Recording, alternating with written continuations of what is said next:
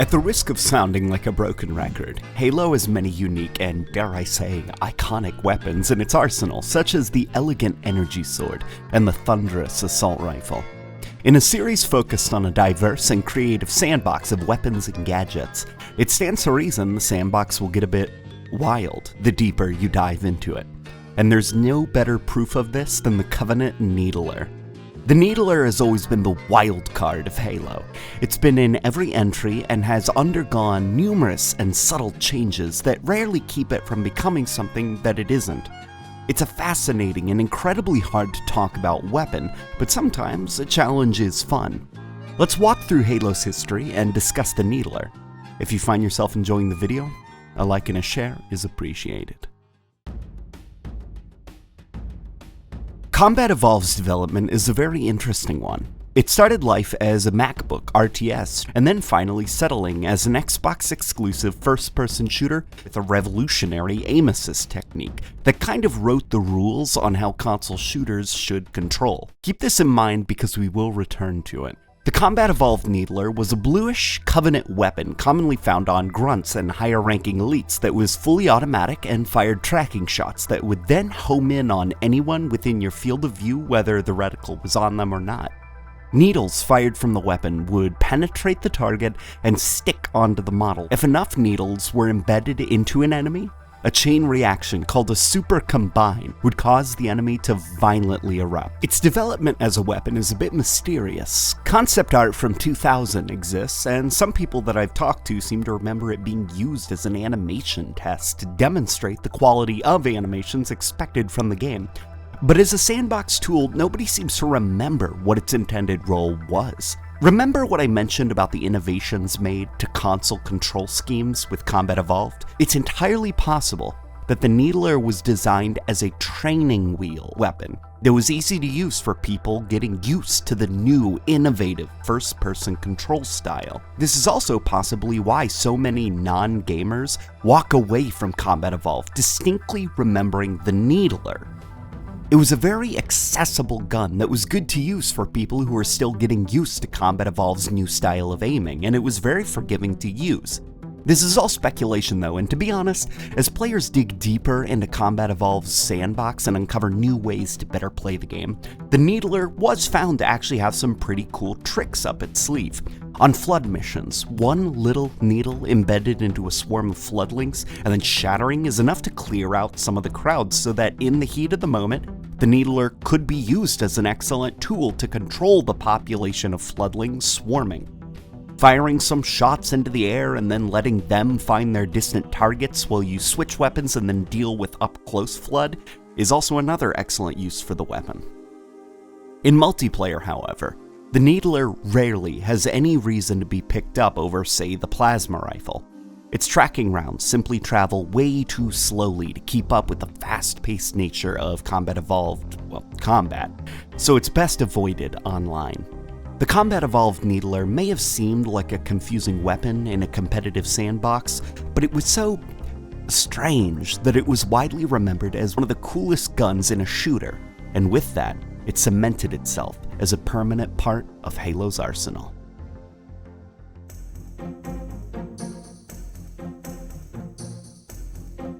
Halo 2's rendition of the Needler is a topic of endless debate and discussion for the subtle changes with extremely large consequences. Some folks love it, some folks hate it. Everyone has an opinion on the Halo 2 Needler for good reason that are well articulated. But as far as the model goes, its coloration has been altered from Combat Evolved, ditching the blue and dark appearance for a very bright and fancy pink color scheme. The bottom of the weapon was also refined to make its silhouette a bit more symmetrical.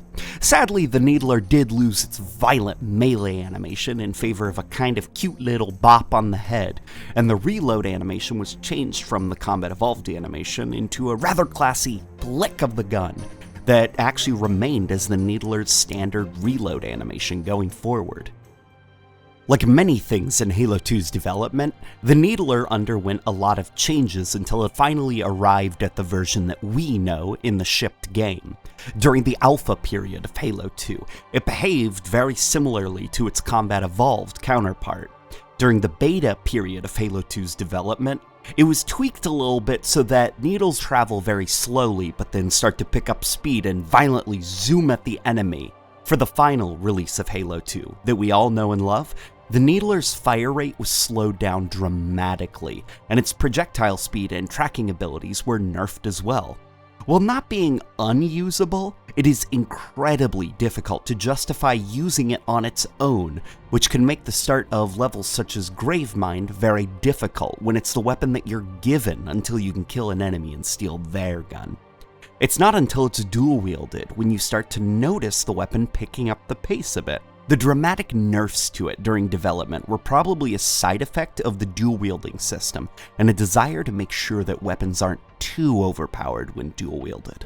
And to Bungie's credit, Halo 2 is a game full of many issues that can be easily overlooked due to the strong visual presentation of the game. The mere act of holding two needlers and watching enemies violently erupt and flee from you is something that gets the pleasure center of your brain going. For the most part though, avoid it in multiplayer. Before we move on, I will share a very iconic story about the needler from Halo esports history. Years ago, during an MLG Pro circuit, two players from opposite teams, Walshy and T-Squared, were notorious for their rivalry after a heated match between the two. Walshy's team came out on top, and just to rub it in his rival's face, he picked up two needlers, notorious in MLG as bad competitive weapons, and killed T-Squared with them. It's an iconic moment in esports rivalry, and the clip has thankfully been preserved on YouTube for your viewing pleasure. Is T-Squared over there? I got presents for him. No. Just unloading on T-Squared with the needler. Walshy making a statement right there to T-Squared saying your team does not belong in this match against Final Boss. Yeah! That is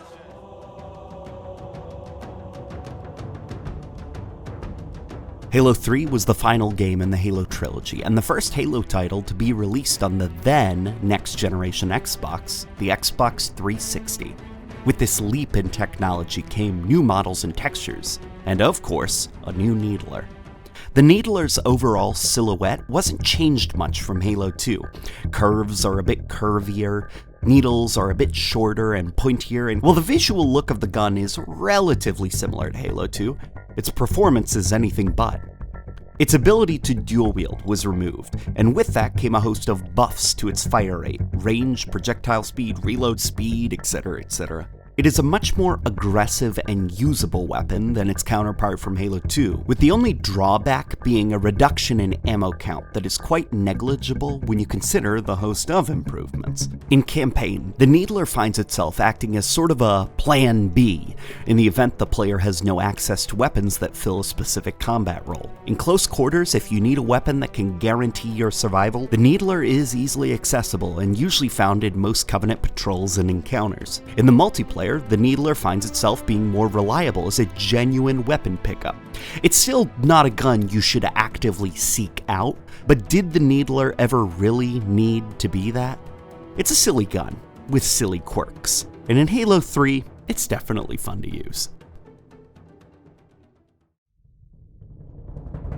ODST was a spin-off game built in the Halo 3 engine and combat module, but set during the events of Halo 2, with small tweaks to emulate the feeling of being an ODST, as opposed to a Spartan.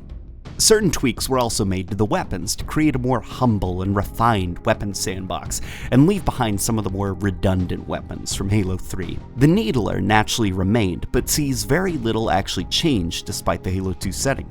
It behaves very much like its Halo 3 counterpart, but is only changed in how many needles it actually takes to cause a super combine. What is unintentionally funny is you're a much smaller ODST, but no models are actually scaled to reflect this. The needler appears very small, and realistically something this size in human hands wouldn't be able to be held by an elite or a brute. Halo was never very lore accurate in its approach to the size of its game models, but this is silly looking. It's really hard to shake off once you notice how unusually tiny the needler is in ODST. It's really cute.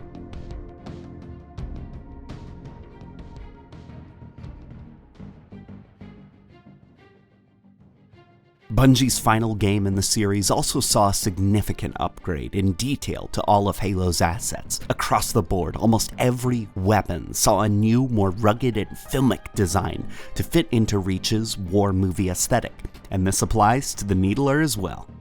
The Needlers, well, needles, are now incredibly detailed and look more like splinters instead of the cartoon shards of crystal in previous games. The body of the weapon sees the bottom half curving more towards the user's wrist. The grip is more detailed and clearly built for alien hands. It's an excellent model, and was the first huge design shakeup the Needler had seen in 6 years. Its model was incredibly well received at the time, and like the plasma rifle, it went on to be used in future Halo games due to how well the model held up. Behavior-wise, the Needler received a few changes, such as an increased fire rate, impact damage, and range. In Reach, super combines can only occur once the opponent's energy shield is brought down, but this is hardly a factor in multiplayer when considering the damage the needles actually do to your shields.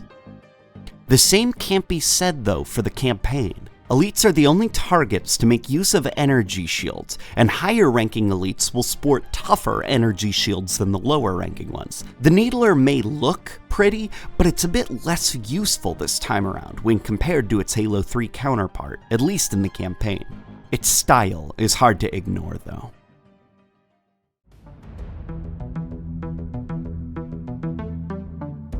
In 2011, a visual remaster was released for Combat Evolved to celebrate its 10th anniversary as a game. Despite celebrating the 10th anniversary of the Xbox title, the remaster was made using a Gearbox software port of Combat Evolved that was released on the PC.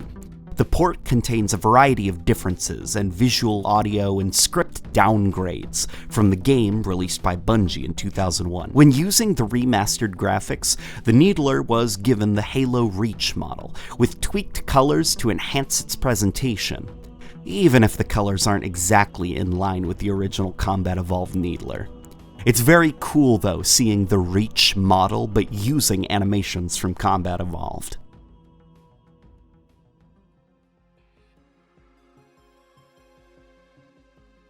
Halo 4 was the first mainline Halo title released by new developer 343 Industries, and with their new game came a complete visual and audio makeover for the Halo universe. Many redesigns were given to classic designs, but some models weren't touched from Reach, such as the Needler. The Needler of Halo 4 is the exact model used in Reach, but interestingly enough, with a Combat Evolved inspired paint job and presentation.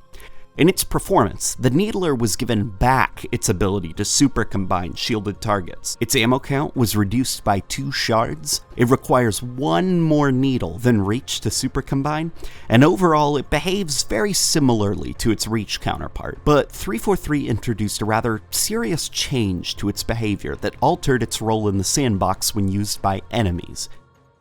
Enemies can now super combine the player.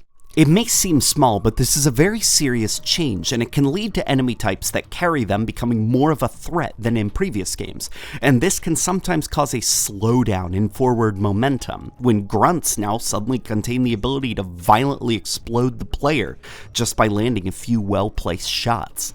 It's not a very welcome change, and it kind of adds to the sense of wonkiness in the combat rhythm of Halo 4, but I guess it all depends on what you find fun in Halo combat.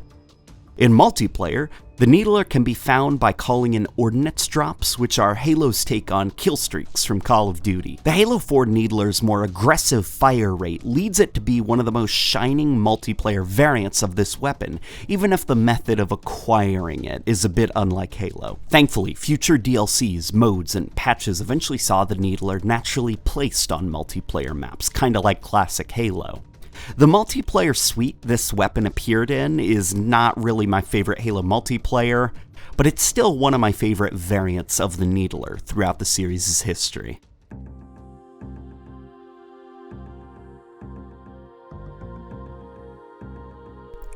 With the release of the Master Chief Collection came Halo 2 Anniversary, which saw Halo 2 receive a graphical makeover and even a new iteration of its multiplayer, built using the Halo 4 engine.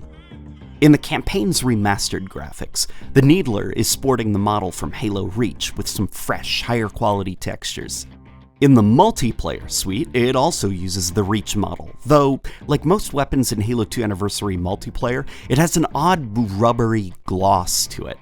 Interestingly, this is the only Needler since Combat Evolved to use a different reload animation from the flick. It's more of an aggressive shake to reload the weapon. It behaves very similarly to its classic Halo 2 incarnation, though it requires just one extra needle to super combine. Using it is entirely up to the player, seeing as it doesn't really have much of a competitive use, but it does have its fans.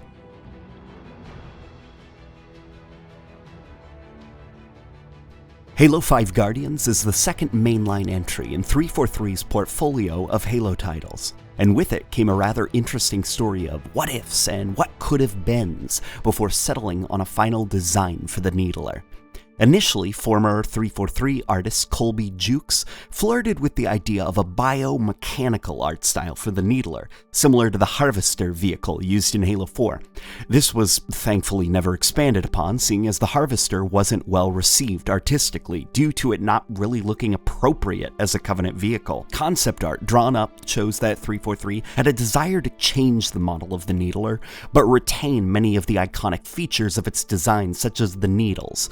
Perhaps it could retain the Combat Evolved blue color, maybe we should go with more of a brown coat of paint, kinda like Reach. After many months of concepting, 343 finally landed on a final design. I present to you all the new Needler. It sports a silhouette similar to the Reach incarnation, but with more refinement, and these really cool backlights that give it a sci-fi glare when held. The Needler was modeled by the amazing Andrew Bradbury, who also did the excellent Halo 5 assault rifle model. Every inch of this weapon is meticulously polished, and it is an excellent love letter to the weapon. This is one of my favorite incarnations of the Needler from an aesthetic perspective. How does it perform though? Thanks to the controversial addition of aiming down the sights to Halo, the Needler's effective range is increased by almost 20% from previous entries. The needles travel at a much faster rate to compensate for the enhanced mobility from players. The animation work is completely redone for the weapon, but it retains the spirit of old animations, including a redone flick reload animation that is just as satisfying as the old one. Halo 5's weapon sandbox is rather one-dimensional due to it making everything hyper-lethal, thus nothing really stands out as unique amongst the gray blandness. But the pink death still retains its style from the good old days. There's just less of an honest reason to use it. It's good at killing Covenant, but every gun's good at killing Covenant. It's good at killing Prometheans, but every gun's good at killing Prometheans.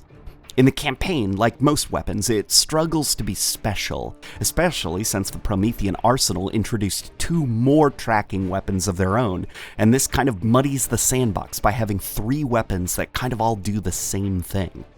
Thankfully, in multiplayer, the Needler is much more unique. Due to the enhanced mobility of the Spartans and the buffs to this Needler so that it can keep up, the Needler finds itself acting as a kind of great, oh no you don't, insta-kill weapon that prevents enemies from escaping you. It even comes with 2 extra variants that can be bought in loot boxes or spawned in the Forge mode for custom games. The Hailstorm. The Hailstorm Needler has a whopping 50% bigger magazine. It has better tracking capabilities and faster traveling needles when fired. It's very good for killing sprees. And finally, the Talon of the Lost. The Talon of the Lost is a Needler with a unique ability of armor penetration. It's to be used against armored targets such as hunters, vehicles, wardens, etc., and it's excellent at tearing those respective units down. It's identifiable from a distance by the red-hot glow of its needles when compared to the softer pink needles of the standard Needler. Use it against bosses in Warzone and it will get the job done. The Needler is a fascinating enigma of a weapon that has remained with the series for almost 20 years and still remains a complete mystery about what its role exactly is. The mystery is part of the fun though. Each game tries to introduce something new to the Needler, and it's fun to follow this little gun's personal journey. What's your favorite incarnation of the Needler? And what would you like me to cover next? And with that being said, I'll see you guys on the next video.